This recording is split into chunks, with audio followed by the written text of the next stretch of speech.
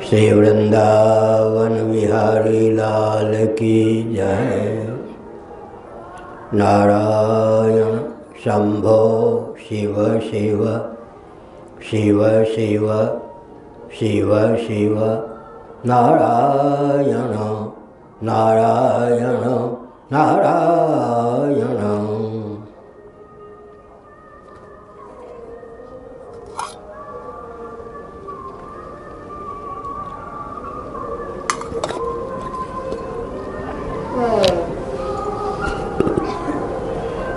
समुपस्थित समादरणीय संत वृंद, विद्वद वृंद, भक्त वृंद एवं भक्तिमती मातृशक्ति,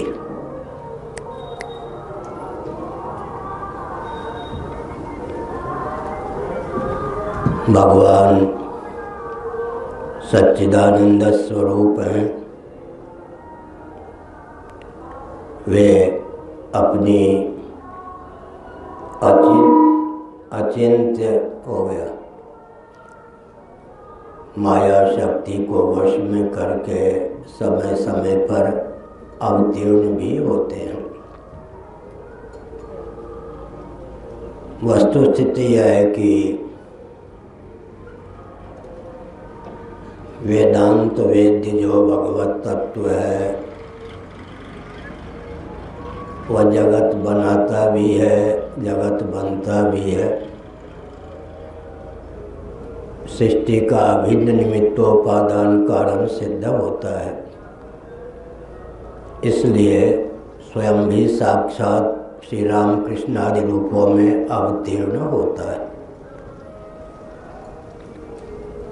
यद्यप सृष्टि में चमत्कृति की पराकाष्ठा है, तथापि जीवों के शुभाशुभ कर्मों को द्वार बनाकर भगवान आकाशादि पंचभूतों की रचना करते हैं और जीवों को स्थावर जंगम शरीर प्रदान करते हैं। सृष्टि की संरचना में और स्थावर जंगम प्राणियों की संरचना में भगवान की चमत्कृति का पूर्ण उपयोग होना कठिन है, क्योंकि जीवों के शुभाशुभ कर्मों को द्वार बनाने की आवश्यकता होती है।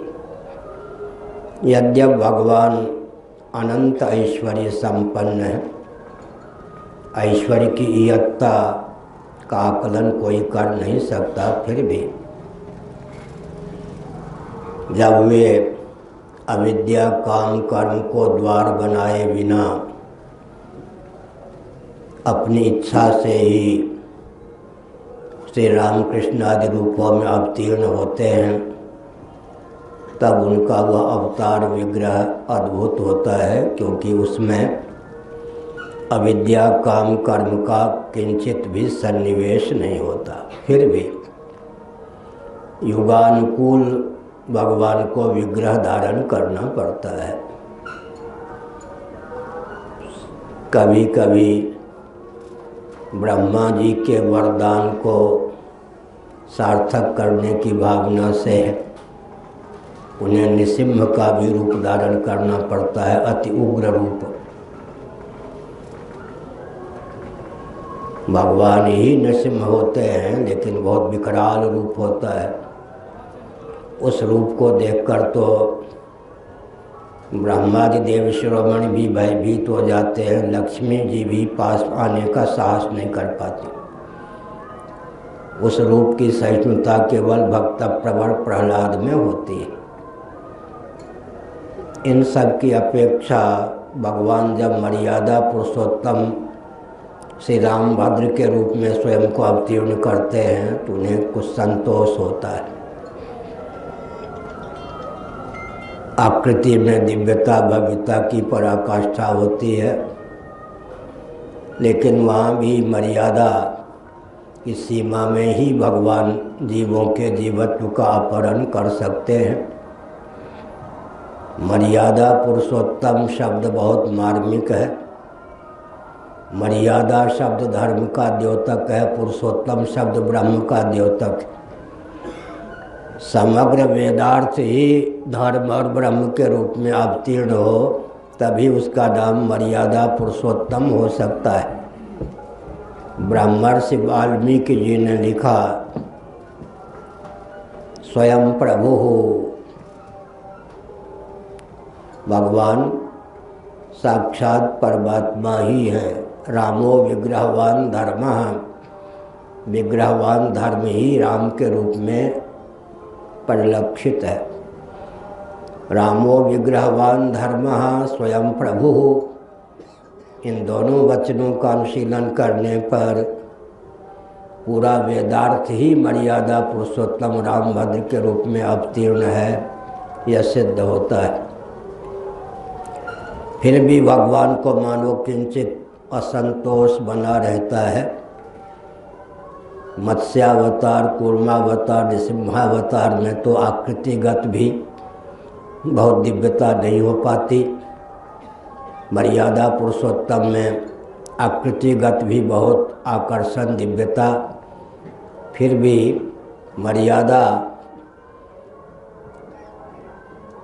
शब्द ध्वनित करता है कि भगवान खुलकर लीला पुरुषोत्तम का रूप धारण नहीं कर पाते। श्री कृष्णचंद्र परमानंद कंसुधा सिंधु मदन मोहन के रूप में जब भगवान अवतीर्ण होते हैं तो वहाँ परमहंसों को भी श्री परमहंस बनाने की क्षमता होती है। वह लीला पुरुषोत्तम का अवतार है। तो श्री कृष्ण भगवान के रूप में भगवान अवतीर्ण होते हैं तो मानो उन्हें संतोष होता है। यहाँ खुल करके हम अपने पुरुषोत्तम स्वरूप को व्यक्त कर सकते हैं। लीला पुरुषोत्तम, मर्यादा पुरुषोत्तम में मर्यादा धर्म का द्योतक। यहाँ लीला पुरुषोत्तम में लीला शब्द भगवान की जो अचिंत्य दिव्य शक्ति है उसकी स्फुट अभिव्यक्ति का द्योतक है। मानो मर्यादा भी किंचित प्रतिबंधक नहीं होती, प्रतिबंधक का काम नहीं करती है। भगवान का लीला पुरुषोत्तम श्री कृष्णचंद्र के रूप में अवतार बहुत उत्कृष्ट है। परमहंसों को श्री परमहंस बनाने की क्षमता भगवान की लीला में है। भगवान सगुण साकार होते हैं, सगुण निराकार होते हैं, निर्गुण निराकार भी होते हैं। स्वरूपतः निर्गुण निराकार ही भगवान हैं। औपाधिक धरातल पर वे सगुण निराकार होते हैं और सगुण साकार भी होते हैं। आजकल लगभग 500-600 वर्षों से एक विसंगति आ गई कि स्वरूप से भगवान को निर्गुण मानने की प्रथा लुप्तप्राय हो गई है। निर्गुणम, निष्क्रियम, निरवध्यम, निरंजनम, इन श्रुतियों को तो मानना ही पड़ता है, लेकिन निर्गुण के अर्थ में भी संकोच कर लेते हैं कुछ आचार्य। जीवनिष्ठ हेय गुण गण रहित होने पर भी स्वनिष्ठ दिव्याति दिव्य गुण गणों से समलंकृत भगवान है।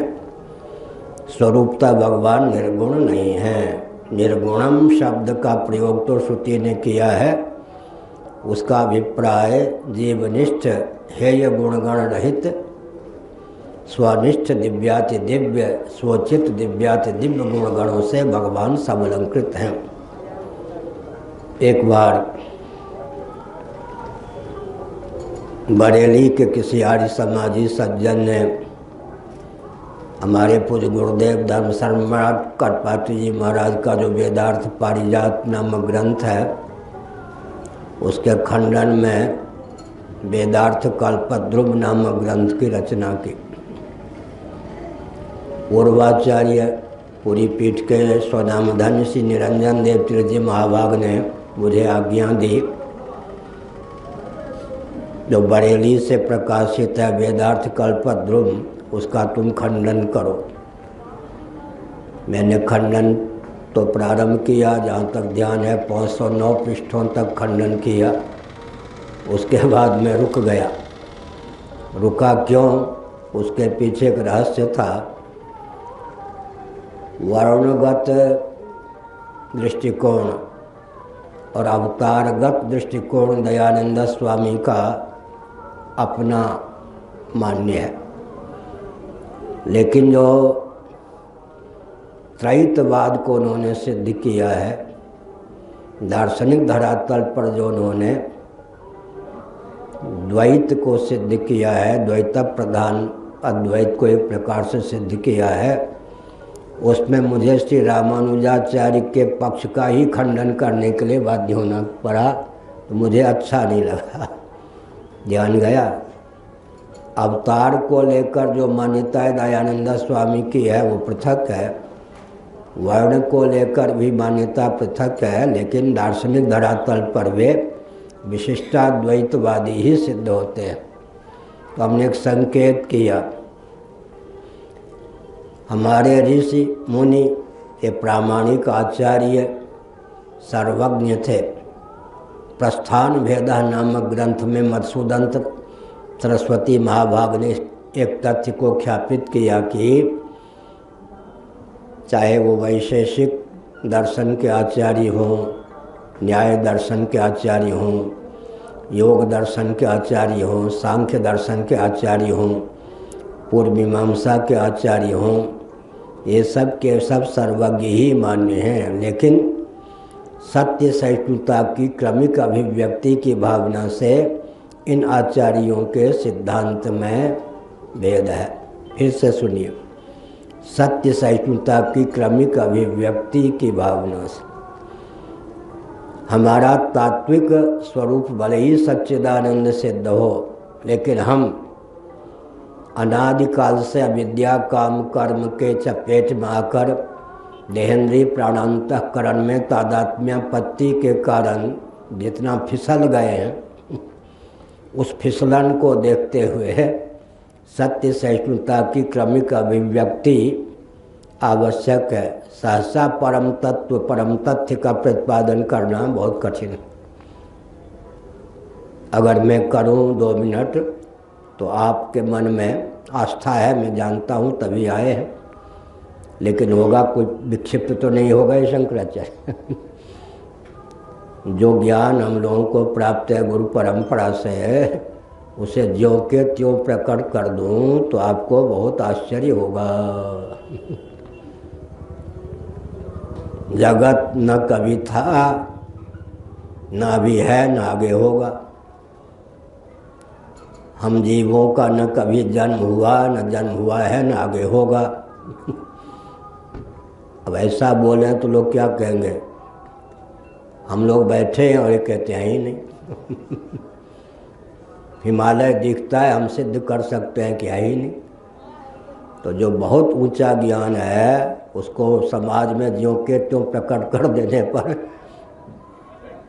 वक्ता को लोग पागल समझ सकते हैं और उसे पचाने में समर्थ नहीं हो सकते। लेकिन मैं सिद्ध करता हूँ, सत से सत की उत्पत्ति नहीं हो सकती, सत से असत की उत्पत्ति नहीं हो सकती, सत से सद असत की उत्पत्ति नहीं हो सकती, असत से सत की उत्पत्ति नहीं हो सकती, असत से असत की उत्पत्ति नहीं हो सकती, असत से सदसत की उत्पत्ति नहीं हो सकती, सदसत से सत असत सदसत की उत्पत्ति नहीं हो सकती। 9 ही प्रकार जन्म के होते हैं, एक प्रकार भी प्रामाणिक रीति से विचार करने पर सिद्ध नहीं होता। इसका अर्थ क्या है? जो चरम सत्य है, परम सत्य है, उसको हम प्रकट कर दें तो लोग यही कहेंगे विक्षिप्त हो गए, पागल हो गए, उस ज्ञान को पचा नहीं सकेंगे। इसलिए आचार्यों की चमत्कृति क्या है, उदाहरण मैं देता हूँ ताकि जल्दी समझ में आ जाए। प्राथमिक कक्षा में भी, प्राइमरी में भी आखिर गणित तो होता है कुछ न कुछ, अंकधर जिसको पहाड़ा कहते हैं वो सब होता है। 1 2 3 4 5 6 7 8 9 शून्य का सन्निवेश होता है। एमएससी में भी गणित है, लेकिन तारतम्य बहुत है यार। एमएससी तक पहुँचेंगे 0, 1, 2, 3, 4, 5, 6, 7, 8, 9 इन अंकों का ही गणित में सन्निवेश होगा, लेकिन स्तर में आकाश पाताल का अंतर होगा या नहीं। इसलिए सत्य सहिष्णुता की क्रमिक अभिव्यक्ति में हमारे आचार्यों का तात्पर्य है। द्वैत भी आवश्यक है, क्योंकि द्वैत दृष्टिगोचर है, प्रत्यक्ष प्रमाण के बल पर सिद्ध है। अगर द्वैत को सिद्ध करते हुए भी मध्वाचार्य महाभाग भगवान के प्रति हमारे हृदय में आस्था उत्पन्न कर देते हैं तो हमारे उपकारक हुए या नहीं। भगवान ही सृष्टि के रचयिता हैं, भगवान ही सृष्टि के पालक हैं, भगवान ही सृष्टि के संहर्ता भी हैं। भगवान के प्रति सृष्टि की अपेक्षा सृष्टा के प्रति अधिक महत्व बुद्धि का आदान करने वाले जो मध्वाचार्य जैसे द्वैती महानुभाव हैं, वो भी हमारे लिए उपकारक है। तो सत्य सहिष्णुता की क्रमिक अभिव्यक्ति में इन आचार्यों का तात्पर्य सन्निहित है। इन आचार्यों के मत में, सिद्धांत में जो पर्याप्त भेद दिखाई पड़ते हैं, पढ़ने को मिलते हैं, उसके पीछे रहस्य है कि सहसा चरम सत्य को समझ पाना कठिन। इसलिए सत्य सहिष्णुता की क्रमिक अभिव्यक्ति आवश्यक है। लेकिन बाबा कबीरदास ने लिखा, सभी सयाने एक मत। श्रीमद् भागवत के 11 स्कंद में उद्धव जी के प्रति भगवान श्री कृष्ण का एक कथन है।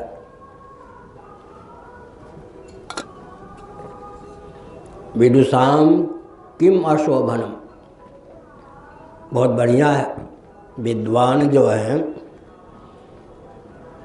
तरह तरह के आचार्य वेदों को प्रमाण मानकर परस्पर विरुद्ध सरीखे तथ्य को उद्भाषित करते हैं। तत्वों की संख्या को लेकर ही श्रीमद् भागवत के 11 स्कंद में विज्ञान को प्रस्तुत किया गया है। कोई इतने तत्व मानते, कोई इतने तत्व मानते, कोई इतने तत्व मानते। अंत में कहा गया, विदुषाम किम अशोभनम। संगत साधने में विद्वानों को कुछ भी परिश्रम नहीं प्राप्त होता। प्रामाणिक जानकार विद्वान अगर कुछ कहते हैं तो उसके पीछे प्रामाणिकता होने के कारण बल होता है। तो तत्वों की संख्या में जो विज्ञान है, उसका कारण क्या है? कार्य का कारण में, कारण का कार्य में सन्निवेश न करें तो तत्वों की संख्या बढ़ जाएगी। कारण का कार्य में या कार्य का कारण में अंतर्भाव कर दें तो तत्व के नाम में उस तत्व की संख्या में कमी आ जाएगी। इस प्रकार से विद्वान जो हैं प्रामाणिक आचार्यों के वचनों में संगति लगा देते हैं। मध्वाचार्य जी भी प्रकारांतर से अद्वैत के उद्भाषक हैं। फिर मैं बोल रहा हूँ, कट्टर द्वैतवादी मध्वाचार्य भी प्रकारांतर से अद्वैत के ही समर्थक हैं। श्रीमद् भगवद गीता के 13वें अध्याय का अंतिम श्लोक है, क्षेत्र क्षेत्रज्ञयोरेव मंतरम ज्ञान चक्षुषा भूत प्रकृति मोक्षम च ये विदुर्यान्ति ते परम। भूत प्रकृति मोक्षं च, भूत माने पृथ्वी जल तेज वायु आकाश पंचभूत, और प्रकृति का अर्थ है उपादान। प्रकृति शब्द प्रधान शब्द सांख्यों के यहाँ प्रचुर रूप से प्रयुक्त होते हैं। प्रकृति माने प्रतिष्ठाकृति, जिसके उपादान कारण का नाम होता है प्रकृति। वेदांत प्रस्थान में प्रकृति ब्रह्म है, सांख्य प्रस्थान में ईश्वर या ब्रह्म की मान्यता नहीं है। वहाँ प्रकृति त्रिगुणमयी कही जाती है। प्रकृति का अर्थ होता है उपादान। जनि कर्तु प्रकृति ही, वैयाकरणों ने भी, व्याकरण के जानकार महानुभावों ने भी प्रकृति शब्द का प्रयोग किया है। प्रकृति का अर्थ होता है उपादान। तो हमने क्या संकेत किया हमने यह संकेत किया भूत प्रकृति मोक्षंच ये विदुर्यांति ते परम। भूत माने पंचभूत, श्मशान में रहने वाले जो भूत होते हैं उनको भूत क्यों कहते हैं? वे कोई काल्पनिक प्राणी नहीं हैं, अधोगति को प्राप्त प्राणी हैं, उनका अस्तित्व है। इस बात को सिद्ध करने के लिए श्मशान में रहने वाले भूत को भूत कहा गया। भूत का अर्थ होता है तत्व जिसका अस्तित्व हो। व्यावहारिक धरातल पर 84 लक्ष योनियों में भूत योनि भी है, प्रेत योनि भी है, पिशाच योनि भी है। किसी को यह न हो जाए कि बिल्कुल मन की कल्पना ही है, इसलिए भूत को भूत कहा गया। पृथ्वी जल तेज वायु आकाश को जहाँ भूत कहते हैं वहाँ प्राणी विशेष को भी भूतानि यान्ति भूतेज्या, प्राणी विशेष को भी भूत कहा गया। भूत माने जिसका अस्तित्व सिद्ध हो, अर्थात केवल काल्पनिक नहीं, यौन विशेष, शरीर विशेष। तमने क्या संकेत किया? भूत प्रकृति मोक्षम च। पंचभूत और इनके उपादान कारण जो प्रकृति है, जिसको माया कहते हैं, प्रधान कहते हैं, उसका मोक्ष माने ब्रह्मात्म तत्व में विलय। भगवत तत्व के विज्ञान से प्रकृति सहित पंचभूतों के मिथ्यात्व का निश्चय होता है, अर्थात भगवान की शक्ति और शक्ति के जो कार्य हैं भगवान से पृथक सत्य नहीं सिद्ध होते। भूत प्रकृति मोक्षम च ये विदुर्यांति ते परम। तो मैं संकेत कर रहा था, एक बार मुंबई आजकल कहते हैं बम्बई, मुंबा देवी हैं उनके नाम पर बम्बई, फिर आजकल कुछ नज़दीक हो गया शब्द मुंबई, मुंबा देवी के नाम पर उस शहर का नाम है। श्री रामसुखदास जी महाभाग ने सन 1972 में गीता पर मुझसे परामर्श लेने के लिए मुझे बुलाया था। 1 महीना उन्होंने अपने साथ कलकत्ता में रखा, 1 महीना हमको मुंबई में रखा। उस समय मैं ब्रह्मचारी था, तो कार में बैठकर यात्रा कर रहे थे, कहीं जा रहे थे प्रवचन के लिए। श्री रामसुखदास जी ने मुझको पूछ दिया कि क्षेत्रज्ञ योरेव मंतरम ज्ञान चक्षुषा भूत प्रकृति मोक्षम च ये विदुर्यांति ते परम। गीता के 13वें अध्याय का जो अंतिम श्लोक है उसका अर्थ कट्टर द्वैतवादी मध्वाचार्य जी ने वही क्यों कर दिया जो शंकराचार्य ने किया। तो मैंने कहा आपकी और मध्वाचार्य जी की सबकी लाचारी है। शंकराचार्य जी ने जो अर्थ किया है उसका अनुगमन कहीं न कहीं करना ही पड़ता है। तो हंसने लगे। उन्होंने कहा आश्चर्य की बात है, कट्टर द्वैतवादी मध्वाचार्य जी ने शब्दांतर के माध्यम से सही उसी भाव को इस श्लोक की व्याख्या के संदर्भ में प्रस्तुत किया जो शंकराचार्य को। तो हमने कहा क्या करेंगे। एक विचित्र बात है ना, कोई शास्त्र की विधा को मानता है, उपक्रम उपसंहार अभ्यास आदि लिंगों को मानता है, वो शास्त्र की सरणी का त्याग करके हिलडुल नहीं सकता क्या। जैसे शास्त्रीय संगीत को जो जानने वाले हैं वो ताल स्वर लहरी का अतिक्रमण करके कुछ गा नहीं सकते। इसी प्रकार जब कोई वेदादि शास्त्रों को मानता है तो वेदादि शास्त्रों के अर्थ करने की जो सनातन विधा है वो उसको शिकंजे में डाल देती है, उसे हिलडुल नहीं सकता, उसका तो अनुगमन करना पड़ेगा ना। अनुगमन करने पर उसको सत्य सहिष्णु बनाया जा सकता है। तो मध्वाचार्य जी कट्टर द्वैतवादी होने पर भी भूत प्रकृति मोक्षंच इसका अर्थ वही कर बैठे जो भगवान शंकराचार्य ने किया। कट्टर द्वैत प्रधान अद्वैतवादी, विशिष्टाद्वैत का अर्थ होता है द्वैत प्रधान अद्वैतवादी। श्री रामानुजाचार्य महाभाग ने ना सतो विद्यते भावो ना भावो विद्यते सतः इस श्लोक के भाष्य में विष्णु पुराण का आलंबन लेकर यह सिद्ध कर दिया कि ज्ञानातिरिक्त कुछ है ही नहीं। हो गया। अब यहाँ आकर तो शंकराचार्य के सिद्धांत को, उपनिषदों के सिद्धांत को ही मान लिया ना। कहाँ कौन आचार्य जाकर के सिद्धांत को स्वीकार कर लेते हैं। इसलिए कहा गया विदुषाम किम अशोभनम, सभी सयाने एक मत। लेकिन आचार्यों के भाष्यों में जो अंतर है उसका कारण सत्य सहिष्णुता की क्रमिक अभिव्यक्ति है। हमने दार्शनिक दृष्टि से कुछ भावों को व्यक्त किया, अब हम संकेत करते हैं। आदि शंकराचार्य महाभाग के संबंध में कुछ भावों को व्यक्त करना मैं उचित समझता हूँ। सरस्वती स्वार्थ समन्विता भूत, नित्या सरस्वती का अर्थ है वेदवाणी। नित्या सरस्वती माने वेदवाणी। जिस आचार्य को प्राप्त करके पूर्ण रूप से अपने स्वार्थ में समन्वित हो गई, नित्या सरस्वती का अर्थ होता है वेदवाणी। जिस आचार्य को प्राप्त करके सर्वतोभावेन 100% अपने तात्पर्य को व्यक्त करने में समर्थ हुई, बहुत ऊंची बात है। भगवान शंकराचार्य की प्रशस्ति में कहा गया नित्या सरस्वती जो वेदवाणी है, भगवत पाद शिवावतार शंकराचार्य महाभाग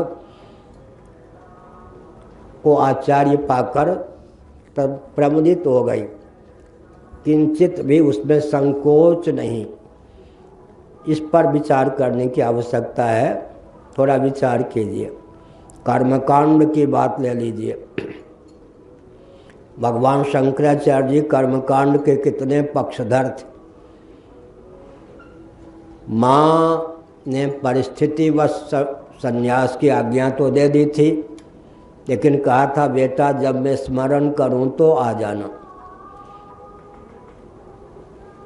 सनातन मान बिंदुओं की रक्षा के लिए भगवत पाद शंकराचार्य महाभाग को संन्यास तो लेना ही था। माँ की अनुमति भी प्रकारांतर से मिल गई, लेकिन कहा जब मैं याद करूं तब आ जाना। अंतिम समय में जब माँ ने समझा कि अब देह त्याग होगा ही, माँ ने स्मरण किया। भगवान शंकराचार्य जी क्या आकाश मार्ग से झटपट वहाँ पहुँच गए।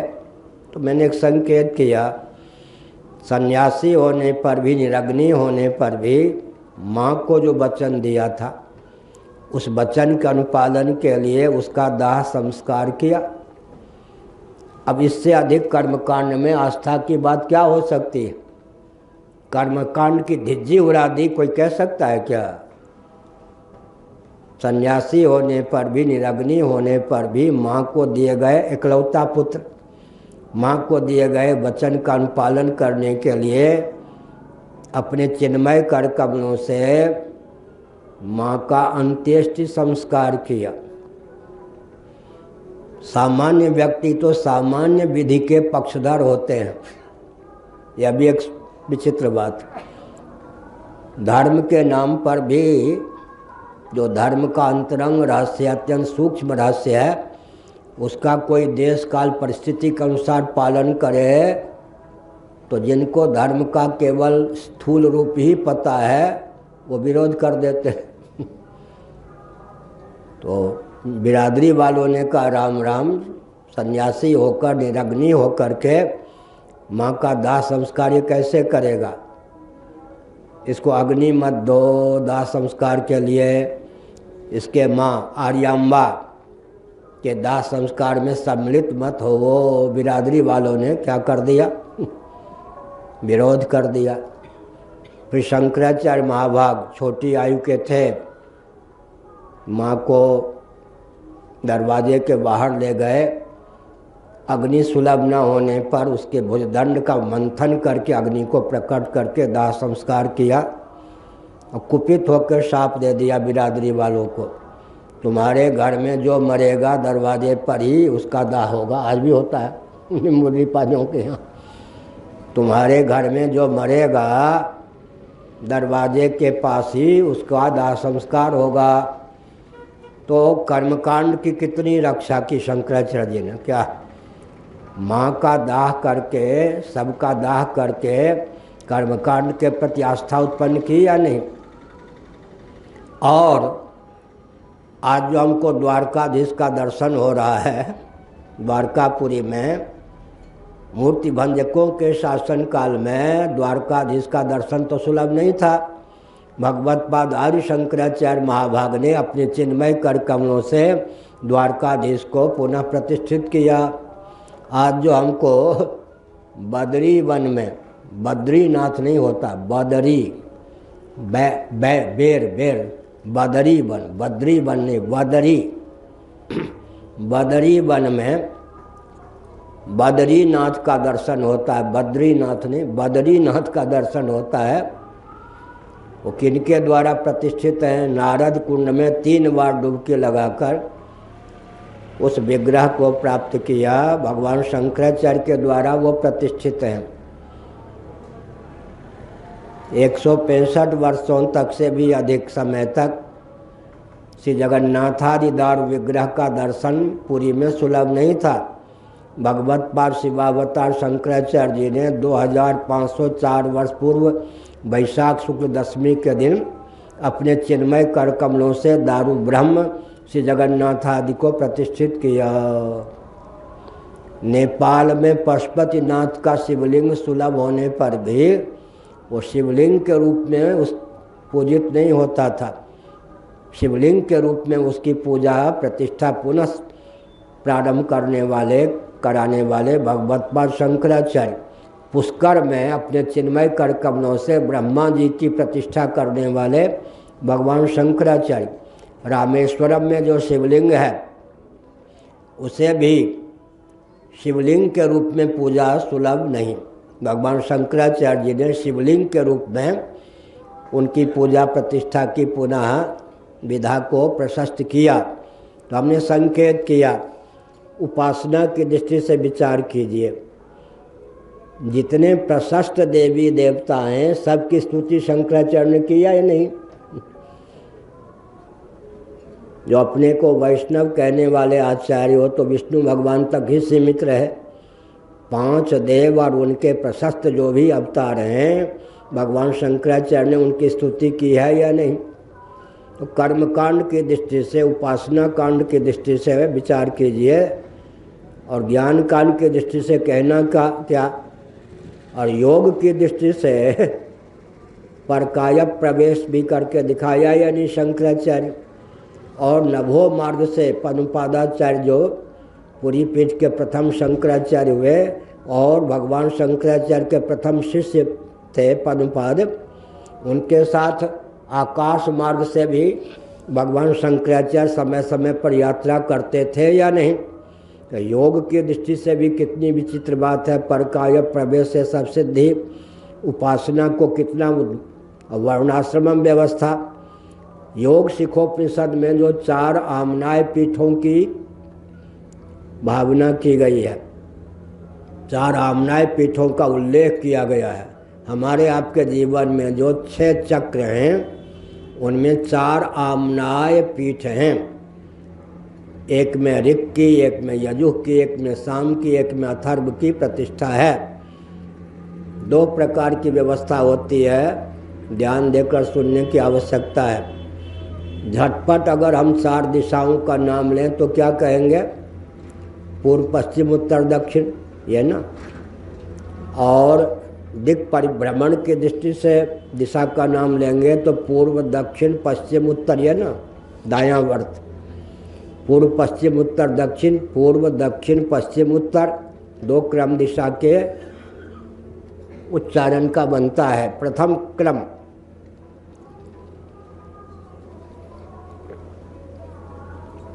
प्राची दिक् पुरी में आज भी भगवत कृपा से भगवान शंकराचार्य के द्वारा प्रतिष्ठित 4 आमनाय पीठ भारत में ही है। एक विशेषता है, विखंडन होने पर भी 4 आमनाय पीठ भारत में हैं। ऋग्वेद से संबद्ध पुरुषोत्तम क्षेत्र पुरी में पीठ है जहाँ हम लोग रहते हैं। दक्षिण में रामेश्वरम क्षेत्र से संबद्ध श्रृंगेरी में एक पीठ है, यजुर्वेद से संबद्ध। पश्चिम में द्वारकापुरी, जो कि पुरी भी 4 धाम में है, द्वारकापुरी भी 4 धाम में है। तो एक आमनाय पीठ है जो कि सामवेद से संबद्ध है। हिमालय में हम लोग जिधर हैं बैठे हुए कुछ ऊपर की ओर अथर्ववेद से संबद्ध ज्योतिष पीठ की, ज्योतिष मठ की प्रतिष्ठा है। भगवान शंकराचार्य ने 4 आमनाय पीठों की प्रतिष्ठा की। एक होता है पूर्व, पश्चिम, उत्तर, दक्षिण। इस क्रम से नहीं, यह भी एक क्रम है शास्त्रों में। पूर्व दिशा ऋग्वेद से संबंध, ऋग्वेद से संबद्ध है। पश्चिम दिशा यजुर्वेद से, उत्तर दिशा सामवेद से, दक्षिण दिशा अथर्ववेद से संबद्ध है। एक प्रक्रिया यह है जिसको शंकराचार्य जी ने व्यावहारिक रूप दिया। पूर्व दिक, प्राच्य दिक ऋग्वेद से संबद्ध दोनों दृष्टियों से।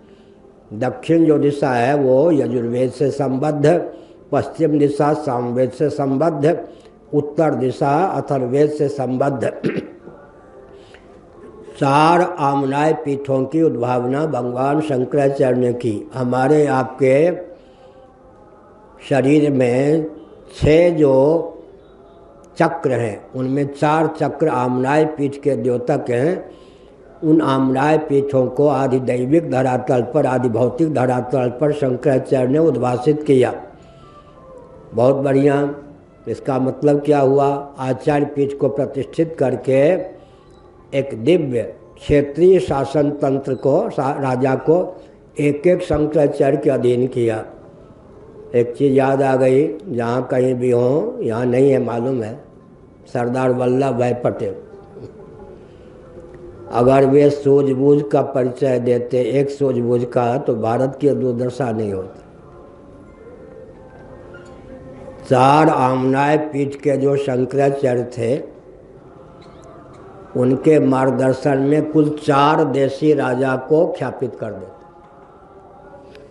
300 से अधिक देशी राजा थे। तो राजतंत्र को छिन्न करने का यह परिणाम है जो कुछ अभी विभीषिका है।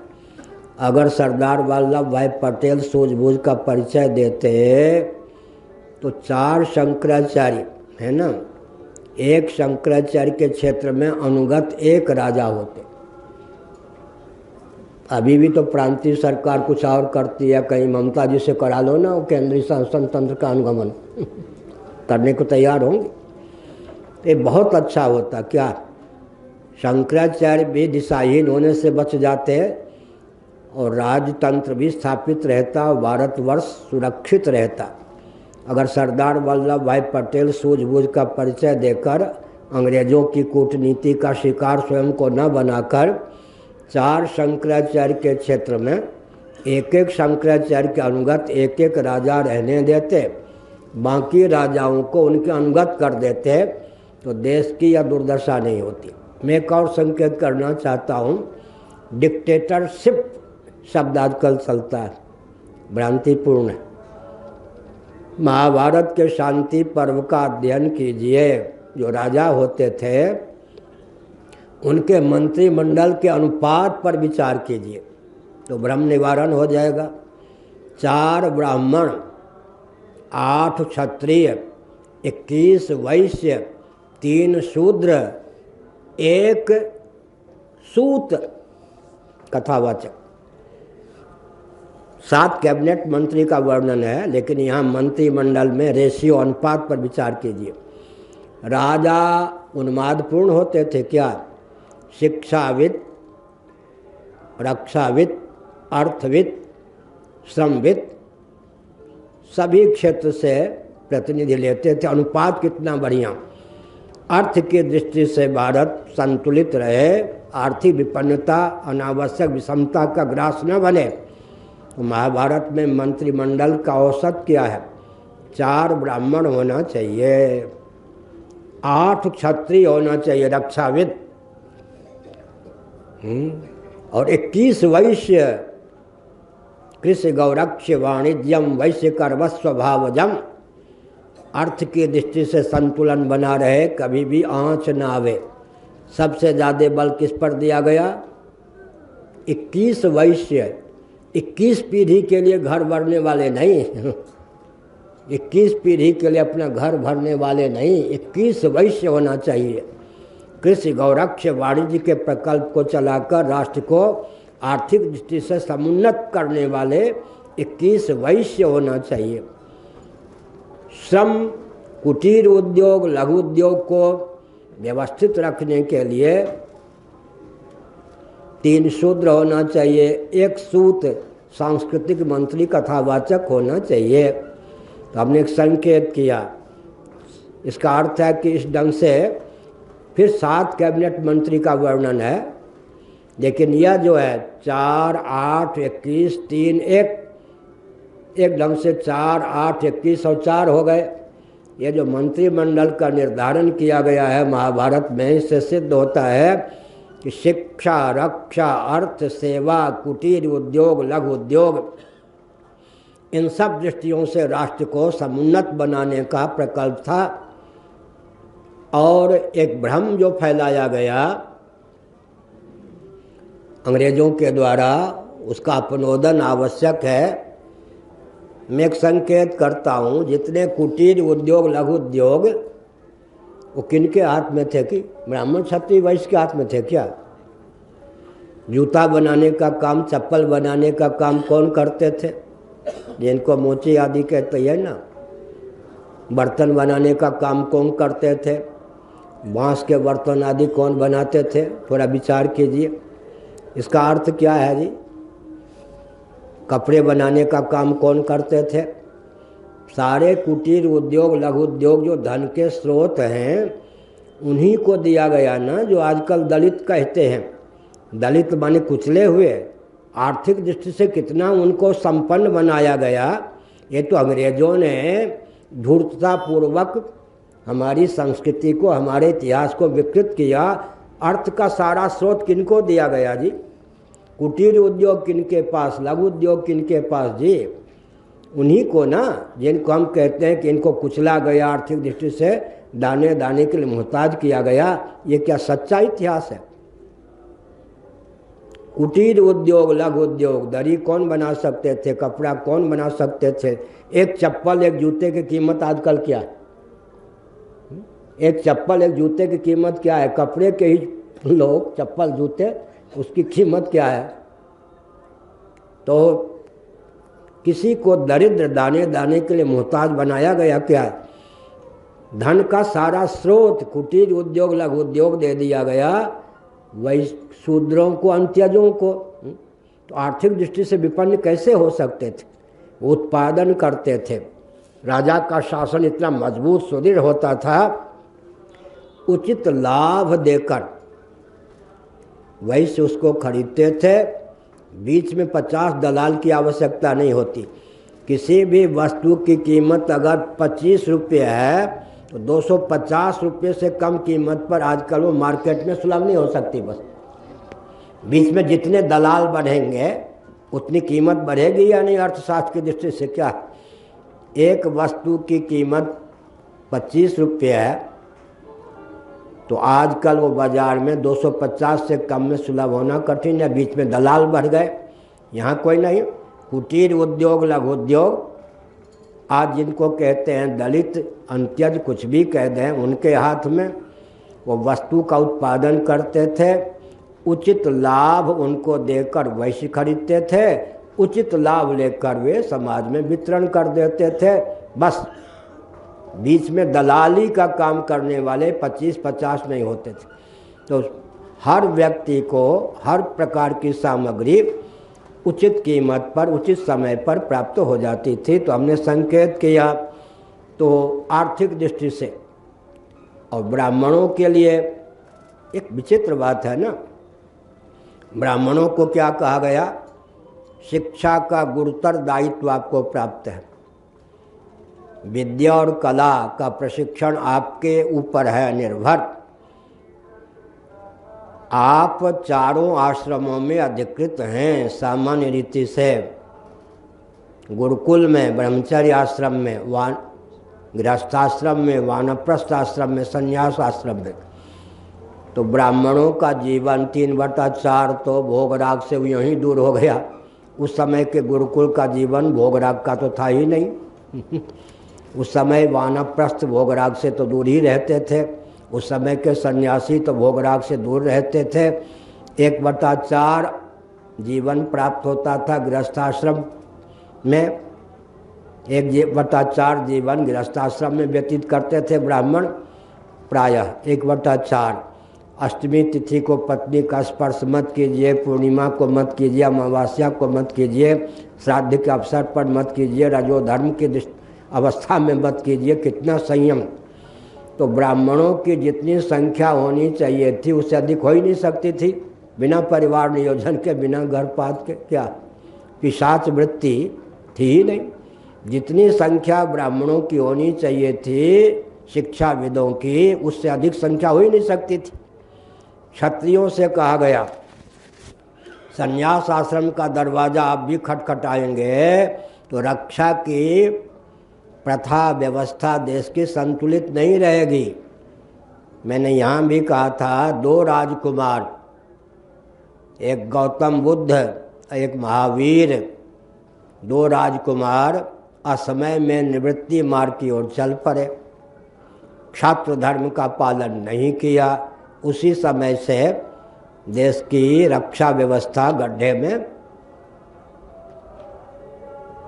चल पड़ी, आज गड्ढे में है पूर्ण रूप से। 2 राजकुमारों ने असमय में निवृत्ति मार्ग का अनुशीलन किया, छात्र धर्म का त्याग कर दिया, आरंभ नहीं किया। उसके फलस्वरूप आज देश की क्या दुर्दशा है। मैं एक और संकेत कर देना चाहता हूँ।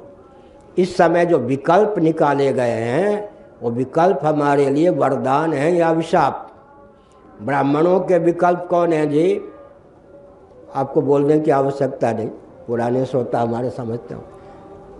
शिक्षक लोग हैं ना, शिक्षण संस्थान और शिक्षकों से ही शिक्षा की दुर्दशा हो रही है नहीं। ये जो विकल्प तैयार किया गया स्वतंत्रता के बाद में, वो विकल्प हमारे लिए घातक सिद्ध हो रहा है या वरदान? ध्यान गया? अच्छा, रक्षा की दृष्टि से रक्षा का विकल्प क्या निकाला गया? रक्षकों का विकल्प पुलिस और मिलिट्री, इन्हीं से रक्षा को खतरा है या नहीं? बुरा न मानो, यहाँ भी पुलिस वाले हैं। रक्षा के लिए किनको विकल्प के रूप में तैयार किया गया जी? पुलिस और मिलिट्री। इन्हीं से देश की रक्षा व्यवस्था गड्ढे में पहुंच गई। अच्छा जी, वैश्यों का विकल्प किसको निकाला गया? उद्योगपति। अर्थव्यवस्था को यहीं से गड्ढे में डालने का प्रकल्प चला। बुरा न मानो आरएसएस, होली है। शूद्रों का विकल्प स्वयंसेवकों को निकाला गया, उन्हीं से खतरा हुआ। सेवा को खतरा किससे है? स्वयंसेवकों से। ये शूद्रों का विकल्प हमारे लिए विकल्प वरदान सिद्ध हुआ भारत में या अभिशाप? ध्यान गया आपका? हमारे लिए विकल्प जो निकाला गया वो वरदान कहाँ सिद्ध हो रहा है? ब्राह्मणों के विकल्प शिक्षक और शिक्षण संस्थान, इन्हीं से शिक्षा में विसंगति आ गई। क्षत्रियों के विकल्प पुलिस और मिलिट्री, इसी से इन्हीं के कारण रक्षा में विसंगति आ गई। पठानकोट है पास में, 7 घंटे मान लो 8 घंटे, हमारे सैनिक मारे जा रहे थे, कमांडर आज्ञा नहीं दे रहा था। एक मिलिट्री के व्यक्ति को क्रोध आया, उसने उसका हाथ काट दिया अपने कमांडर के। तो आज्ञा नहीं दे रहा, हम गाजर मूली की तरह पाकिस्तान वाले हमको मार रहे। इसका मतलब क्या हुआ? जो विकल्प निकाला गया, विकल्प एक विचित्र बात है जी। इंग्लैंड में, ब्रिटेन में परंपरा प्राप्त राजवंश नहीं है ना, वहाँ तो सब वर्ण संकर हैं। परंपरा प्राप्त क्षत्रिय नहीं, कोई राजवंश नहीं। इंग्लैंड के लिए, ब्रिटेन के लिए एलिजाबेथ महारानी जो 94 साल की हो गई हैं, वो वरदान है। देखिए भारत की अकल। इंग्लैंड में परंपरा प्राप्त राजवंश नहीं है, वैकल्पिक राजवंश के अनुसार जो रानी एलिजाबेथ 94 साल की हो गई हैं, वो इंग्लैंड के लिए इस रॉकेट, कंप्यूटर, एटम मोबाइल के युग में भी वरदान स्वरूप हैं। और हमारे लिए खानदानी क्षत्रिय जो हैं, क्या वो अभिशाप हो गए? विचित्र बात, अकल के दुश्मन, शकल के कबूतर अकल के दुश्मन। उल्लू मैंने नहीं कहा। शकल के कबूतर अकल के दुश्मन, उनके लिए वैकल्पिक राजवंश वरदान है और हमारे लिए परंपरा प्राप्त राजवंश अभिशाप। कोई समझ सकता है क्या? अरे पाँव को कितना भी प्रशिक्षण दो, हाथ का काम नहीं कर सकता। पाँव को कितना भी प्रशिक्षण दो, हाथ का काम नहीं कर सकता है। हमने संकेत किया या नहीं? शरीर के किसी अंग या प्रत्यंग पर वार की संभावना हो तो टूटने फूटने की चिंता किए बिना ये भुजदंड अपने आप यूं हो जाते हैं। इन भुजदंडों को किस विश्वविद्यालय में प्रशिक्षण दिया गया? परंपरा प्राप्त संस्कार संवेद भुजदंड हैं। शरीर के किसी अंग या प्रत्यंग पर वार की संभावना हो तो टूटने फूटने की चिंता किए बिना अपने आप को यूं कर देते। जहाँ परंपरा प्राप्त ब्राह्मण क्षत्रिय वैश्य शूद्र, वहाँ विकल्प बनाने की क्या आवश्यकता है जी? वहाँ क्या विकल्प? जहाँ सब वर्ण संकर हो गए वहाँ वैकल्पिक ब्राह्मण से काम चलाना पड़ेगा। शिक्षाविद तो चाहिए ना, रक्षाविद भी तो चाहिए। वैकल्पिक क्षत्रिय वहाँ चाहिए, अमेरिका को चाहिए, ब्रिटेन को चाहिए, जर्मनी को चाहिए, जापान को चाहिए, फ्रांस को चाहिए। भारत को कैसे चाहिए जी? भारत को स्वतंत्रता के बाद में वैकल्पिक की क्या आवश्यकता थी? ध्यान गया आपका? कोल भील किरात को सेना में रखने चाहिए महाभारत के शांति पर्व, लेकिन वो क्षत्रिय का अनुगत होकर। देखिए रामायण काल का युद्ध, खानदानी क्षत्रिय तो दो ही थे ना वहाँ, श्री राम जी और लक्ष्मण जी, लेकिन नेतृत्व तो खानदानी क्षत्रियों का था। वैकल्पिक जो सेना थी वानरों की वो काम करती थी। कभी परिस्थिति आ जाए, वहाँ तो भरत जी से सेना क्या मंगाते, परिस्थिति ऐसी हो गई कि वैकल्पिक सैनिकों से काम चलाना पड़ा। वो सब भी देवता के ही अवतार थे, लेकिन वैकल्पिक क्षत्रियों से काम चलाने के लिए भी परंपरा प्राप्त जो राम और लक्ष्मण क्षत्रिय थे, उनके नेतृत्व में वैकल्पिकों ने वरदान का काम किया। कहीं न कहीं तो नेतृत्व तो राम लक्ष्मण जी के पास ही था ना। हमने संकेत किया तो भारत में अब तक के प्रवचन का सार क्या निकला? किसी दृष्टि से वर्तमान शासन तंत्र टिकने योग्य नहीं है। सबसे ज़्यादा खतरा प्रधानमंत्री को मुझसे ही लगता है। बुरा न मानो हो लिया, प्रतिबंध लगा दिया। यह राजदूत आने वाले थे 24 तारीख को, तो क्या मैं उनको वोट लेता, सरकार के विरुद्ध में करता? मेरा कोई राजनीतिक दल है या मैं कांग्रेसी हूँ, सपाई हूँ, बसपाई हूँ, भाजपाई हूँ, सब तो जानते हैं। लेकिन उन राजदूतों पर कोरोना के नाम पर प्रतिबंध लगा दिया गया। मुझे कोई चिंता नहीं है, देवराज इंद्र आने वाले हो ना आवे तो भी मुझे कोई कष्ट नहीं होगा। हाँ, गुरु मेहरबान तो चला पहलवान, हार मांस का शरीर तो है, लेकिन मैं भी नरक से आया हुआ व्यक्ति नहीं हूँ, समझ गए? और समय आने पर रुक गया मैं, समय आने पर धनुष बाण लेकर चीन की सीमा में भी कभी दिखाई पड़ सकता हूँ, अगर समय आया तो, समझ गए? हम लोग भी नरक से आए हुए नहीं हैं, कुछ सोच समझ करके आए हुए हैं, और भगवान का दिया हुआ ये पद है शंकराचार्य का पद, समझ गए? मैं पद यात्रा करते हुए पुरी पहुंचा, ब्रह्मचारी था, सन 1970 की बात। उस समय जैसी व्यवस्था थी उस मठ की थी, पूरी पीठ की। कोई भी व्यक्ति आता था उसे चोर ही समझा जाता था, चाहे वो सुखदेव जी क्यों ना आ जाए। उस समय की ऐसी स्थिति थी।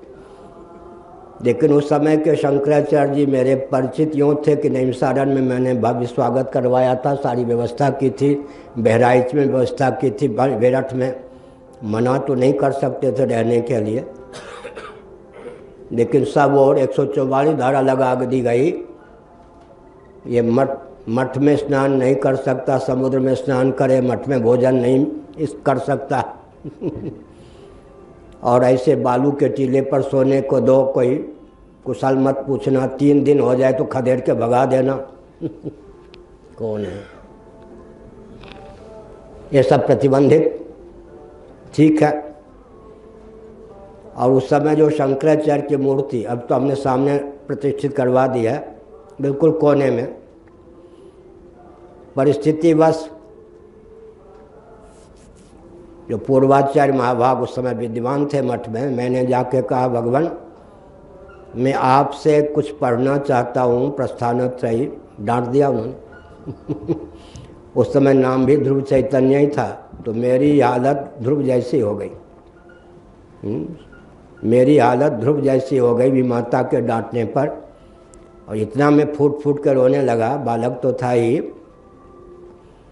कि आवेश आ गया मुझ पर। आवेश आ गया तो नीचे गया, दैव योग से जिस पीठ का जो कक्ष है जहाँ पर शंकराचार्य की मूर्ति थी, कोने में खुला मिल गया वो कक्ष। मैं चला गया, मुझे मालूम भी नहीं शंकराचार्य की प्रतिमा कहाँ है। मैंने कहा किनको आपने शंकराचार्य बना रखा है? मैंने उनसे कहा पढ़ाने के लिए, मुझे मना कर दिया। जैसे ध्रुव की हालत हुई होगी मेरी हालत हुई। उस मूर्ति से आवाज़ आई, तुम पढ़ना चाहते हो, जिन ग्रंथों को पढ़ना चाहते हो उस पर लिखना प्रारंभ कर दो, उस पर लिखना प्रारंभ कर दो।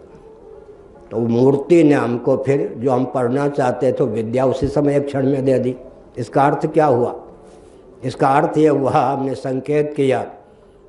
संकेत किया कि यह भारतवर्ष है, सिद्धों का देश है, यहाँ पर साक्षात भगवान रामकृष्ण आदि भी अवतीर्ण होते हैं, और शिक्षा का प्रकल्प वैकल्पिक जो चलाया गया, परंपरा प्राप्त प्रकल्प को रखा जाता तो देश की वो दुर्दशा नहीं होती। वैकल्पिक शिक्षा का प्रकल्प जो रखा गया, शिक्षण संस्थान और शिक्षकों के द्वारा ही शिक्षा जगत में विसंगति आ गई। रक्षकों को जो वैकल्पिक रूप से पुलिस और मिलिट्री के रूप में तैयार किया गया, उससे राष्ट्र की रक्षा व्यवस्था अत्यंत असंतुलित हो गई है। वैश्यों का विकल्प जो उद्योगपतियों को बनाया गया, उससे आर्थिक व्यवस्था भी भारत की अत्यंत जर्जर हो गई है। और शूद्रों का विकल्प, सफाई कर्मियों का विकल्प जो स्वयंसेवकों को बनाया गया, वो भी हमारे लिए अभिशाप स्वरूप सिद्ध हो गया। तो हमने संकेत किया विकल्प वहाँ चाहिए जब मुख्य चीज़ ना हो। जब यहाँ परंपरा प्राप्त ब्राह्मण थे, क्षत्रिय थे, वैश्य थे, शूद्र थे, तो विकल्प निकालने की क्या आवश्यकता? मैं एक संकेत करता हूँ आर्थिक दृष्टि से। कोई भी देश हो, उसको तो शिक्षाविद, रक्षाविद, अर्थविद, सेवाविद सब चाहिए या नहीं? सफाई कर्मचारी भी चाहिए। अगर आप परंपरा से ब्राह्मण, क्षत्रिय, वैश्य इत्यादि नहीं मानते हैं, भारत में भी, नेपाल में भी, भूटान में भी, तो प्रशिक्षण के बल पर आप ब्राह्मण तैयार करेंगे, शिक्षण संस्थानों के माध्यम से शिक्षण और प्रशिक्षण के बल पर आप ब्राह्मण तैयार करेंगे, क्षत्रिय तैयार करेंगे, वैश्य तैयार करेंगे, शूद्र तैयार करेंगे, सफाई कर्मी तैयार करेंगे। समय का अधिक उपयोग होगा, संपत्ति का अधिक उपयोग होगा, संस्कार का आधान नहीं हो सकेगा। प्रथम दूसरे कॉलम में ही सब आ जाएंगे, नीचे के कॉलम खाली रह जाएंगे। समझ गए?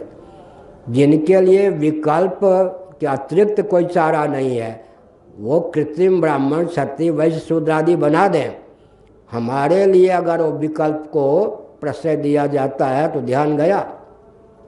5 विभाग तो आपको चाहिए, 5 विभाग चाहिए, 1, 2, 3, 4 मलमूत्र के द्वार। जब शरीर में 5 विभाग है तो समाज में 5 विभाग चाहिए। प्रश्न इतना उठता है कि परंपरा से या शिक्षण प्रशिक्षण के बल पर, परंपरा भी हो, शिक्षण प्रशिक्षण भी हो, 4 चांद।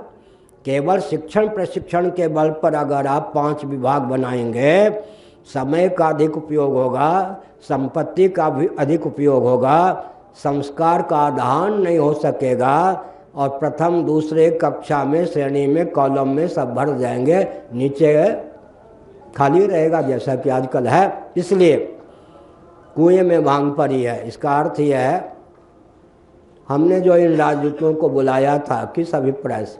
राजदूत ना, बड़ी विचित्र बात। राजा भारत में कोई नहीं है, मंत्री बहुत। उपहास की बात है नहीं, मंत्री मंत्रणा देते हैं ना, तो प्रधानमंत्री भी हैं, गृह मंत्री भी हैं, मुख्यमंत्री भी हैं, लेकिन एक बुरा न मानो होली, आपका राजा कौन है जिसको मंत्रणा देंगे आप? जनता में तो राजा की क्षमता है नहीं।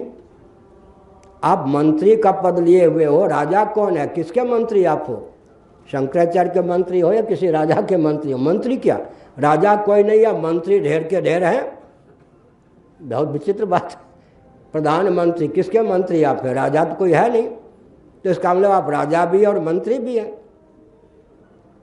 क्या? नहीं ध्यान गया आपका। राजा भी हैं, मंत्री भी हैं और आध्यात्मिक नेतृत्व भी अपने हाथ में लिए हुए हैं। यह विसंगति हुई है नहीं? बुरा न मानो होली है। हमारे प्रधानमंत्री बहुत लाडले प्यारे हैं, लेकिन मन में एक अभिनिवेश है। क्या अभिनिवेश है? वो राजा भी हैं, कहें या न कहें, मंत्री भी हैं और आध्यात्मिक मनीषी भी हैं। समझ गए? इसका मतलब आध्यात्मिक क्षेत्र का नेतृत्व भी अपने हाथ में ही लिए हैं।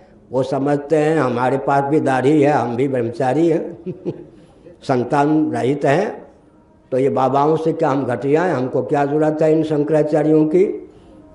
इसका मतलब राजनेता ही क्या राजा का भी काम करेंगे, मंत्री का भी काम करेंगे, धार्मिक आध्यात्मिक क्षेत्र का नेतृत्व भी राजनेता ही लेंगे। और सेकुलर शासन तंत्र में जो मठ मंदिर हमारे दुर्ग किले हैं, उसके अधिपति भी क्या हो जाएंगे? राजनेता ही हो जाएंगे। चौपट हो जाएगा, कुछ नहीं रहेगा। इसलिए हमने ये संकेत किया, प्रधानमंत्री जी ना आ सकें तो अपने प्रतिनिधि भेजें। किसने मना किया? वो राजदूतों को आपने मना कर दिया कोरोना के नाम पर। तो बंगाल में क्यों जाते हैं प्रवचन करने? 1 लाख भीड़ क्यों जुटाते हैं? वहाँ कोरोना नहीं है क्या? ये राजनेताओं ने कोरोना देवी को सिद्ध कर रखा है। राजनेताओं ने कोरोना देवी को सिद्ध कर रखा है। जब उनको सभा करनी होती है चुनाव की, तो 1 लाख व्यक्ति पे कोरोना देवी नहीं आती किसी पे। और धार्मिक आध्यात्मिक क्षेत्र में हरिद्वार में कोरोना देवी को फेंक देते हैं, जैसे कोई भूत को सिद्ध कर ले, प्रेत को सिद्ध कर ले। इन राजनेताओं को कोरोना देवी सिद्ध है। राजनीतिक कार्यक्रम में एक कोरोना देवी फटक नहीं सकती। धार्मिक आध्यात्मिक स्थलों में चले जाओ, तंग करो बाबाओं को, कोई प्रवचन मत होने दो, सभा मत होने दो, राजनीतियों को आने मत दो। ये पक्षपात की पराकाष्ठा है। पक्षपात की पराकाष्ठा है या नहीं? इसका मतलब क्या हुआ? धार्मिक क्षेत्रों पर इतना शिकंजा कसना। अगर ये राजदूत आ जाते तो मैं कोई विरोध में खड़ा करता, या आप अपना प्रतिनिधि भेजते तो मैं कोई आपके विरोध में खड़ा करता। और एक विचित्र बात है, मैं एक संकेत करूं, किसी का दिया हुआ नेतृत्व हमारे हाथ में नहीं है। जिन्होंने जगत बनाया है उनका दिया हुआ नेतृत्व है। समझ गए? किसी का दिया हुआ नेतृत्व नहीं है, जिन्होंने जगत बनाया। तो मैंने जो कहा, क्या कहा था?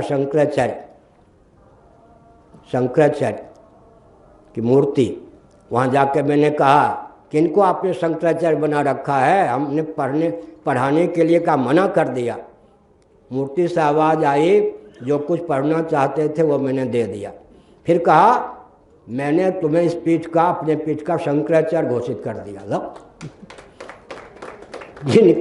जिनका मठ, उनकी मूर्ति ने ही हमको कहा मैंने इस पीठ का शंकराचार्य तुमको मान लिया, घोषित किया। जो जो पढ़ना चाहते थे वो मैंने विद्या भी तुमको दे दी। इसका अर्थ क्या होता है?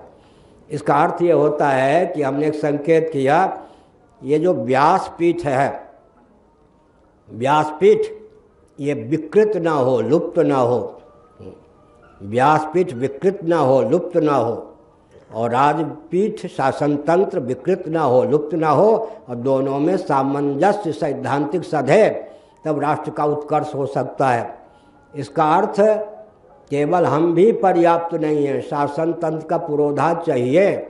वशिष्ठ जी को भी राम जी की आवश्यकता, भृगु जी को भी पृथु जी की आवश्यकता, व्यास जी को भी युधिष्ठिर जी की आवश्यकता। हम कभी नहीं कहते शंकराचार्य या धर्माचार्य पर्याप्त हो गए, लेकिन राजनेता ये न माने कि वही पर्याप्त हैं, आचार्य पीठ की आवश्यकता नहीं है। आचार्य पीठ की आवश्यकता है।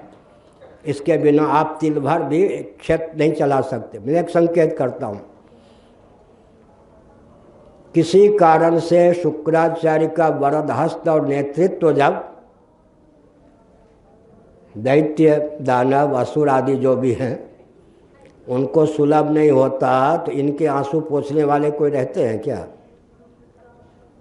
शुक्राचार्य किसी ढंग से न सुलभ हो या शुक्राचार्य का नेतृत्व दैत्य दानव इत्यादि को सुलभ ना हो तो 2 दिन भी ठीक से गद्दी चला सकते क्या? नहीं। और देवराज इंद्र को बृहस्पति जी का मार्गदर्शन प्राप्त ना हो, 1000 वर्ष तक मानसरोवर में छिप के रहना पड़ा देवराज इंद्र को। भागवत बृहस्पति जी को कुपित कर दिया, तिरस्कृत कर दिया। बृहस्पति जी का नेतृत्व न मिलने पर विश्वरूप आदि क्या क्या गुरु बनाए गए, ब्रह्मा जी को भी अनुकूल कर लिया, लेकिन 2 दशा हो गई। इसका मतलब आचार्य पीठ उसको कहते हैं कि देवराज इंद्र भी बृहस्पति के बिना शासन नहीं चला सकते। जैसे बृहस्पति जानते हैं कि देवराज इंद्र की आवश्यकता है, ऐसे देवराज इंद्र को भी समझना पड़ेगा कि बृहस्पति की आवश्यकता है। इसी प्रकार से जो राजा लोग हुए हैं बेन इत्यादि, उनको भी समझना चाहिए कि शुक्राचार्य की आवश्यकता उनको भी है।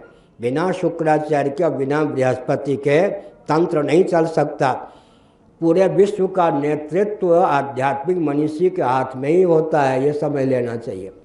पूरे विश्व का नेतृत्व आध्यात्मिक मनीषी के हाथ में ही होता है। तो आज के प्रवचन का सार क्या निकला? व्यासपीठ की परंपरा अक्षुण्ण होनी चाहिए, लुप्त ना हो। व्यासपीठ में अराजक तत्व ख्याति प्राप्त न करें, इसका शोधन बना रहना चाहिए।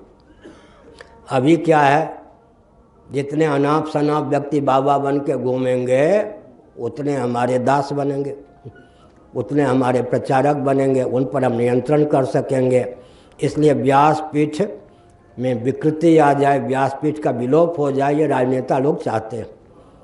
लेकिन हम एक संकेत करना चाहते हैं। क्या संकेत करना चाहते हैं? संकेत ये करना चाहते हैं कि व्यासपीठ के बिना चला नहीं सकते। नेतृत्व क्या होता है जी? उदाहरण देकर 5-7 मिनट में प्रवचन को विराम देता हूँ। कल भी कहा, परसों भी कहा, लेकिन हमने 15 दिन समय लगाया होगा, 1-1 घंटा। तब वो जो हमको एक रहस्य प्राप्त हुआ वो मैं आपको बता रहा हूँ। हम बता रहे हैं नारद जी एक मनीषी, दूसरे मनीषी कौन? भृगु जी, तीसरे वशिष्ठ जी, चौथे व्यास जी ले लीजिए, मैत्रेय जी ले लीजिए, 5वें में शंकराचार्य ले लीजिए, 6ठे में नवरत्न ले लीजिए, 7वें में चाणक्य ले लीजिए, 8वें में समर्थ रामदास ले लीजिए। संक्षेप में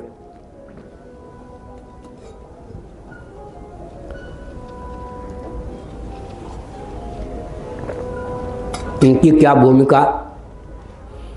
अराजक तत्व के शासन काल में उसको चुनौती देने वाला व्यक्ति ख्यापित करना, उसको प्रशिक्षित करना, उसको आगे करके अराजकतापूर्ण शासन को छीन कर राजा बना देना। नारद जी ने यही काम किया या नहीं? नारद जी की विशेषताओं पर मैंने विचार किया। महाभारत के शांति पर्व में 1 अध्याय में स्वयं श्री कृष्ण ने नारद जी के गुणगणों का वर्णन किया है। उसका सारांश मैं बता रहा हूँ। नारद जी तत्व दृष्टि की बात है, तात्विक धरातल पर तत्व दृष्टि से सबको आत्मस्वरूप और आत्मीय मानते हैं, फिर भी दैवी संपत्ति संपन्नों के उत्कर्ष का मार्ग प्रशस्त करते हैं। यह नारद जी की विशेषता। हिरण्यकशिपु के शासनकाल में हिरण्यकशिपु के दरबार में भी उनका सम्मान होता है, कंस के दरबार में भी उनका सम्मान होता है, चापलूस न होने पर भी। उसका कारण क्या है? सबके हितैषी हैं, सबके हितज्ञ हैं, सबको आत्मस्वरूप और आत्मीय मानने के कारण हृदय में किसी के प्रति ईर्ष्या, स्पृहा, राग या द्वेष नहीं है। इस गुण के कारण वे हिरण्यकशिपु का शासन हो तो, रावण का शासन हो तो, कंस का शासन हो तो पूजित हो जाते हैं। नारद जी का नेतृत्व तो धार्मिक जगत को, आध्यात्मिक जगत को प्राप्त होता है। उसके पीछे रहस्य क्या है? वो दिशाहीन शासन तंत्र के समय ही, शासक के समय ही अभिमत व्यक्ति को खड़ा कर देते हैं, जो दिशाहीन शासन तंत्र को चुनौती दे सके, उसको उच्छिन्न कर दे। बाद में उस व्यक्ति को शासन दे देते हैं, जैसे कि प्रहलाद को। हिरण्यकश्यपु को चुनौती देने वाला भक्तराज प्रहलाद उन्हीं का बेटा, कयाधु के गर्भ से उत्पन्न। एक विचित्र बात, संबंध का निर्वाह प्रहलाद ने किया। हिरण्यकशिपु ने कितनी भी यातना दी, प्रतिक्रिया के रूप में गाली या चांटा या डंडे गोली का प्रयोग नहीं किया। संबंध का निर्वाह किया और सिद्धांत का त्याग नहीं किया। जब कहा गया है प्रहलाद तुम्हारा विचार क्या है, निर्भीकता पूर्वक अपने विचार को रखा, शील और सम्मान की रक्षा करते हुए संबंध और सिद्धांत दोनों का निर्वाह किया प्रहलाद ने। हिरण्यकशिपु के शासनकाल में ही देवर्षि नारद ने वो बालक बनाया, कयाधु के गर्भस्थ शिशु को प्रशिक्षण देकर कि चलता फिरता आत्मबम हो गया, और कालांतर में प्रहलाद को राज्य मिल गया। भृगु जी ने क्या किया? बेन के शासनकाल में ही ऐसा किया कि बेन को हुंकार मात्र से शब्द बना दिया, पूरी अष्टक से जीव कलाकर्षित करके शब्द बना दिया। बेन का प्रादुर्भाव वैष्णव तेज विष्णु याग, पुत्रेष्टि याग के माध्यम से हुआ था। भुजदंडों को का मंथन करके जैसा राजा चाहिए था, जैसी रानी चाहिए थी, विश्व को दे दी। इसके बाद फिर क्या करेंगे? इसके बाद वशिष्ठ जी ने राम जी को प्रकट किया, व्यास जी ने कृष्ण युधिष्ठिर जी को प्रकट किया, श्री कृष्ण को प्रकट किया, भगवान शंकराचार्य ने सुधन्वय को प्रकट किया, नवरत्नों ने विक्रमादित्य को प्रकट किया, चाणक्य ने चंद्रगुप्त को प्रकट किया, समर्थ रामदास जी ने शिवाजी को प्रकट किया। इसका अर्थ क्या है? दो, व्यासपीठ और शासन तंत्र दोनों में सैद्धांतिक सामंजस्य हो, तब धर्मराज्य रामराज्य की प्रतिष्ठा हो सकती है। कहीं व्यासपीठ भी दिशाहीन हो जाए और शासन तंत्र भी दिशाहीन हो जाए तो अराजकता की पराकाष्ठा हो जाती है। इसलिए भारत को भव्य रूप देने के लिए आवश्यक है कि, कल भी मैंने यही प्रवचन को छोड़ा था, परसों भी, सृष्टि की संरचना का और मानव जीवन की सार्थकता का जो रहस्य है, सृष्टि की संरचना का जो प्रयोजन है और मानव जीवन की सार्थकता जिसमें निहित है, मानव जीवन का जो प्रयोजन है, उसका जिसको विधिवत ज्ञान है, वही व्यक्ति समाज को सही दिशा दे सकता है। सृष्टि की संरचना का प्रयोजन क्या है ये तो पता नहीं इन राजनेताओं को, और मानव जीवन की सार्थकता किसमें सन्निहित है ये भी नहीं पता। अंधेरे में ढेला फेंको, कुछ नहीं होगा। अधिक न कहकर जो हमने विश्व को राजनीति की और विकास की परिभाषा दी है, उसको समझकर क्रियान्वित करने पर भव्य भारत और भव्य विश्व की संरचना हो सकती है। सुसंस्कृत, सुशिक्षित, सुरक्षित, संपन्न, सेवापरायण, स्वस्थ, सर्वहितप्रद व्यक्ति और समाज की संरचना। सुसंस्कृत, सुशिक्षित ब्राह्मणत्व का सन्निवेश हो गया, सुरक्षित क्षत्रियत्व का सन्निवेश हो गया, संपन्न वैश्यत्व का सन्निवेश हो गया, सेवापरायण शूद्रत्व का सन्निवेश हो गया, सुशिक्षित, सुसंस्कृत, सुशिक्षित, सुरक्षित, संपन्न, सेवापरायण, स्वस्थ, सर्वहितप्रद व्यक्ति और समाज की संरचना वेदादि शास्त्र सम्मत विकास और राजनीति की परिभाषा है। ऊर्जा के जो स्रोत हैं पृथ्वी, पानी, प्रकाश, पवन, आधुनिक जगत ने इस ढंग से विकास को परिभाषित और क्रियान्वित किया है कि ऊर्जा के चारों स्रोत अत्यंत विकृत, क्षुब्ध और कुपित हो गए। इसलिए ऊर्जा के स्रोत जो पृथ्वी, जल, तेज, वायु हैं, इनको क्षुब्ध किए बिना, कुपित किए बिना विकास का प्रकल्प क्रियान्वित होना चाहिए। कोरोना पर बहुत कुछ हो रहा है। यहाँ तो आप जो यंत्र के द्वारा कैसेट बना लिया गया उसी से कोरोना फैल रहा होगा। जिसके दिमाग में कोरोना नहीं है उसको भी डाल रहे हैं, ये करिए, ये करिए, वो करिए, वो करिए। आप कहते हो हाथ धोइए बार बार साबुन से। हमारे यहाँ जब ये मिट्टी से खेलते हैं, ये मिट्टी से क्या होगा जी। आज भी मैं सोच रहा था, इनसे कह रहा था,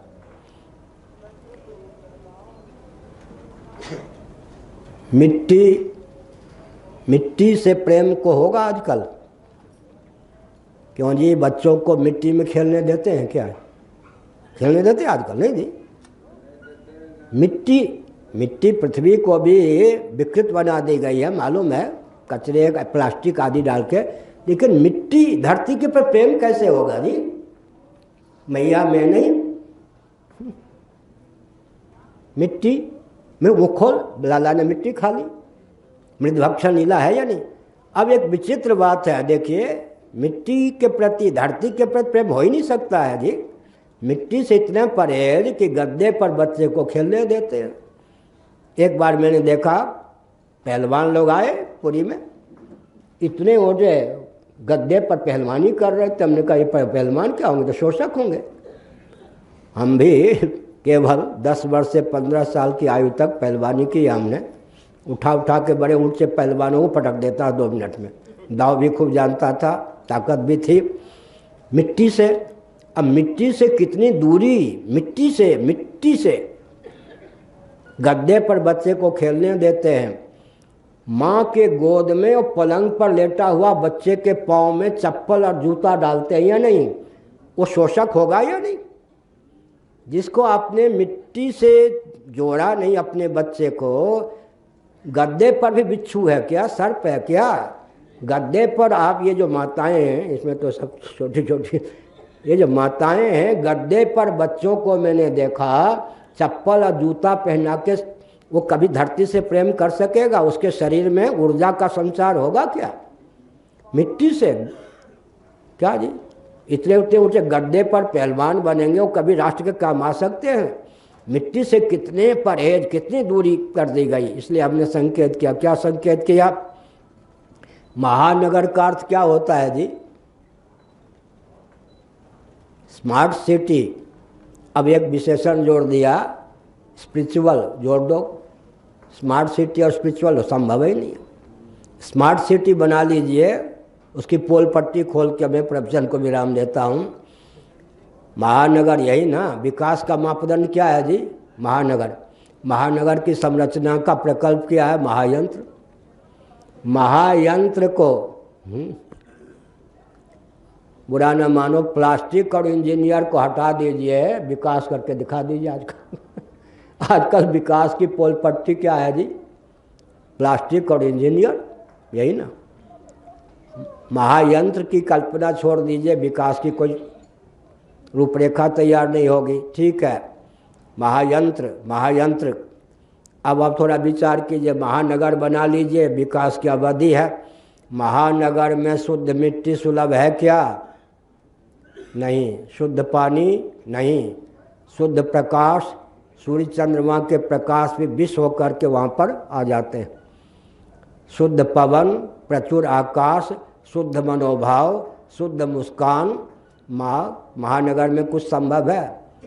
महानगर के व्यक्ति जो हैं, जया बच्चन को मुस्कुराते हुए देखकर चित्र के माध्यम से मुस्कान सीखते हैं। स्वाभाविक मुस्कान भी उनके ओठों पर नहीं। शुद्ध मनोभाव भी महानगर में संभव नहीं।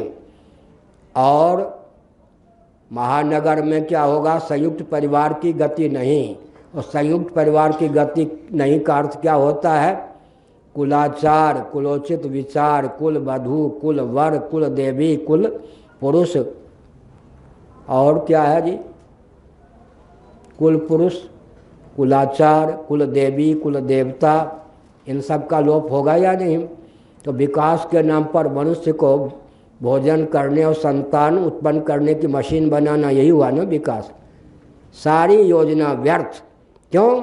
सृष्टि की संरचना का और मानव जीवन का जो प्रयोजन है उस प्रयोजन का ज्ञान ही नहीं है। इसलिए विकास की जो परिभाषा की गई है विश्व स्तर पर वरदान न होकर अभिशाप सिद्ध हो रही है। इसलिए कितनी चिड़िया उड़े आकाश चारा है धरती के पास, कितना भी आप उड़ान भर लें, अगर आपको सचमुच में विकास करना है तो गिने चुने भगवत कृपा से जो आध्यात्मिक मनीषी रह गए हैं उनके पास आइए, आपस में बैठ करके हम बड़े चाव भाव से आपकी बात सुनेंगे, सुनना भी खूब जानते हैं। अब उचित होगा तो बोलेंगे भी, हम भी राष्ट्र के नागरिक हैं, हम अछूत नहीं हैं, हम भी राष्ट्र के नागरिक हैं, हमको किनारे करके आप राष्ट्र चला नहीं सकते। हम बिल्कुल कहीं हाथ नहीं डालेंगे, विरोध नहीं करेंगे, फिर भी आप नहीं चला सकते। इसलिए एक बहुत विचित्र बात है, 1,97,29,49,121 वर्ष की इस कल्प में हमारी गुरु परंपरा है। ब्रह्मानंद जी फूक मार करके उड़ा देगा क्या? अरे आप तो 47 के बाद से धारते हो ना। हमारी गुरु परंपरा 1,97,29,49,121 वर्षों की इस कल्प में है, श्रीमन नारायण से लेकर समझ गए।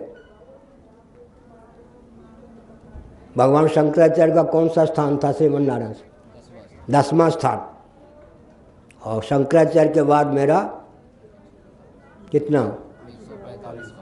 145 और 10 155। श्रीमन नारायण से मेरा स्थान 155वां, शंकराचार्य के बाद 145वां स्थान है। 1,97,29,49,121 वर्षों की हमारी गुरु परंपरा है। फूक मार के उड़ा देगा क्या? अंग्रेजों की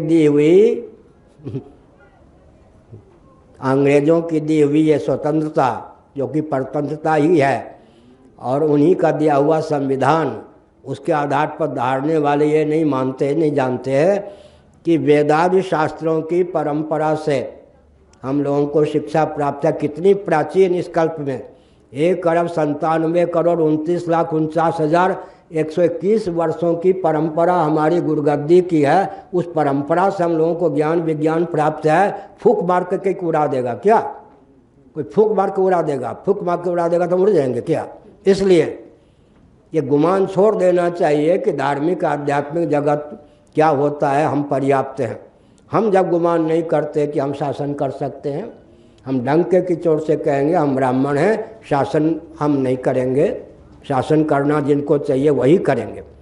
लेकिन आपको भी ये कहना होगा कि धार्मिक मार्गदर्शन के बिना, आध्यात्मिक मार्गदर्शन के बिना सृष्टि की संरचना का प्रयोजन आपको पता नहीं है, आप विकास की क्या परिभाषा करेंगे, विकास को क्या क्रियान्वित करेंगे? इसलिए हम लोगों की भी मेधा शक्ति का उपयोग होना चाहिए। भारत में सबसे बड़ी कमजोरी क्या है? भारत अपनी मेधा शक्ति, रक्षा शक्ति, अर्थ शक्ति और श्रम शक्ति का उपयोग भारत के हित में नहीं कर पा रहा। एक एक प्रांत की कमजोरी क्या है? एक एक प्रांत में भारत में जो मेधा शक्ति है, रक्षा शक्ति है, अर्थ शक्ति है, श्रम शक्ति है, उसका उपयोग करने की क्षमता नहीं। भारत की मेधा शक्ति और देशों को चमत्कृत कर रही है, भारत के उपयोग में ही नहीं। ध्यान गया है? भारत की रक्षा शक्ति अन्य देशों को मजबूत कर रही है, भारत की रक्षा शक्ति अपनी रक्षा में समर्थ ही नहीं। भारत की जो अर्थ शक्ति है और देशों को, लुटेरे देशों को समृद्ध बना रही है। भारत वो क्षमता नहीं है कि अपने अर्थ शक्ति, वाणिज्य शक्ति का लाभ भारत के हित में कर सके। भारत की श्रम शक्ति पूरे विश्व के लिए, अन्य देशों के लिए वरदान बनी हुई है, लेकिन भारत में क्षमता नहीं कि अपनी श्रम शक्ति का उपयोग कर सके। बिहार को देखिए, बिहार के बुद्धिजीवी और श्रमजीवी और जगह चमत्कार उत्पन्न कर देते हैं। बिहार में कोई ऐसा मुख्यमंत्री नहीं हुआ अब तक जो बिहार की मेधा शक्ति और श्रम शक्ति का उपयोग बिहार के हित में भी कर सके, पूरे विश्व के हित में हो, उसमें परहेज नहीं। बिहार में कोई ऐसा मुख्यमंत्री नहीं हुआ जो बिहार की मेधा शक्ति और किसकी श्रम शक्ति का उपयोग कर सके। भारत की भी यही स्थिति है। भारत की मेधा शक्ति विदेशी कंपनियों में जाकर बिकती है। भारत की मेधा शक्ति विदेशी कंपनियों में जाकर बिक रही है। इसका अर्थ क्या होता है जी? भारत में अपनी मेधा शक्ति, रक्षा शक्ति, श्रम शक्ति और अर्थ शक्ति के उपयोग की क्षमता नहीं है। हमको वैसा भारत चाहिए जो अपनी मेधा शक्ति को उन्नत करे, रक्षा शक्ति को उन्नत करे, अर्थ शक्ति को उन्नत करे, श्रम शक्ति को उन्नत करे, अन्यों के हित का ध्यान रखते हुए भारत के हित में उसके प्रयोग करने का मार्ग प्रशस्त करे। हर हर महादेव। अब हमारा प्यारा हिंदू द्वीप, हम हैं इसके प्रहरी और प्रदीप, हमारा प्यारा हिंदू द्वीप, हम हैं इसके प्रहरी और प्रदीप। वंदे मातरम, वंदे मातरम, हमारा प्यारा हिंदू द्वीप, हम हैं इसके प्रहरी और प्रदीप। हर हर महादेव।